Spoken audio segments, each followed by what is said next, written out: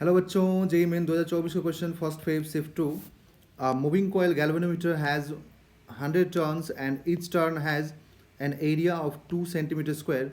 The magnetic field produced by the magnet is 0.01 Tesla and the deflection in the coil is 0.05 radian when a current of 10 milliampere is passed through it.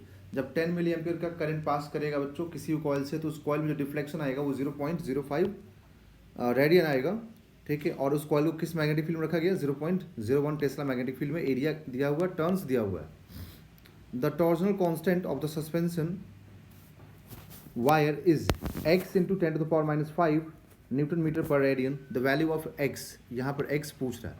Torsional constant ये क्या होता है बच्चों? तो torsional constant होता है, जैसे f directly proportional to -x लिखते हैं तो f इजिकल टू क्या लिखते हैं? -kx। तो यहाँ पे k क्या होता है? स्प्रिंग कांस्टेंट होता है ना बच्चों, स्प्रिंग कांस्टेंट।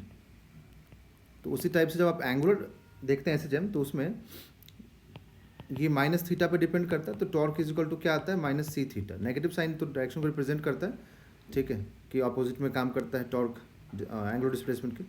सो यहाँ पर हम लोग बोलेंगे कि जो टॉर्क है वो c θ है, और जो c है ना, इसी को हम लोग बोलते हैं टॉर्जनल कांस्टेंट। टॉर्जनल कांस्टेंट, ठीक है। तो और ये टॉर्क जब हम किसी कॉइल को मैग्नेटिक फील्ड में रखेंगे तो कितना होगा? बिना साइन फाई, बिना साइन फाई मतलब ये हो गया बच्चों, बिना मतलब बी मतलब मैग्नेटिक फील्ड, आई मतलब कॉइल में current, and N number of turns, A हो गया area of coil, and phi हो गया angle between area and magnetic field. Okay, so यहाँ देखिए, यहाँ पे एरिया और मैग्नेटिक फील्ड के बीच का एंगल आप क्या लेंगे? तो उसके लिए आप देखिए यहाँ पर डिफ्लेक्शन हम लोग को दिया हुआ, दैट मीन्स कि थीटा ये दिया हुआ है, ठीक है। और टॉर्जनल कांस्टेंट आपसे पूछ रहा है बच्चों, तो यहाँ पर कुछ मेंशन नहीं है, दैट मीन्स कि आपको यहाँ पर एंगल 90 डिग्री मान के चलना है।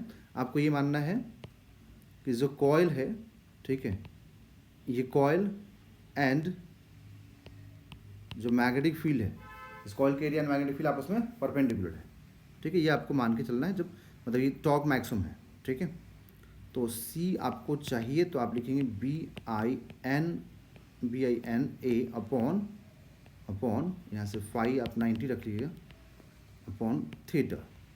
तो B का वैल्यू हमें दिया हुआ है 0.01, I 10 मिली एम्पियर है, आप रखिए इस। नंबर ऑफ टर्न्स 100 है, एरिया दिया हुआ, एरिया है 2 सेंटीमीटर स्क्वायर, तो उसको मीटर में कन्वर्ट करके लिखें जरूर। ओके, एंड थीटा बच्चों दिया हुआ है 0.05 रेडियन। ओके, सो ये पूरा डेसिमल यहाँ से कैंसिल हो जाएगा बच्चों, ठीक।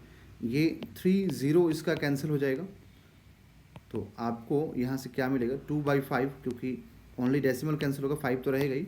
2/5 इंटू 10⁻⁻4, दैट इज़ 0.4 इंटू 10⁻⁻4। तो यहाँ से बच्चों जो C आएगा वो हमें C क्या मिलेगा? 4 इंटू 10⁻⁻5 न्यूटन मीटर स्क्वायर पर रेडियन। यूनिट देख लेते हैं, यूनिट क्या है? न्यूटन पर मीटर है बच्चों, न्यूटन मीटर पर रेडियन, ठीक है।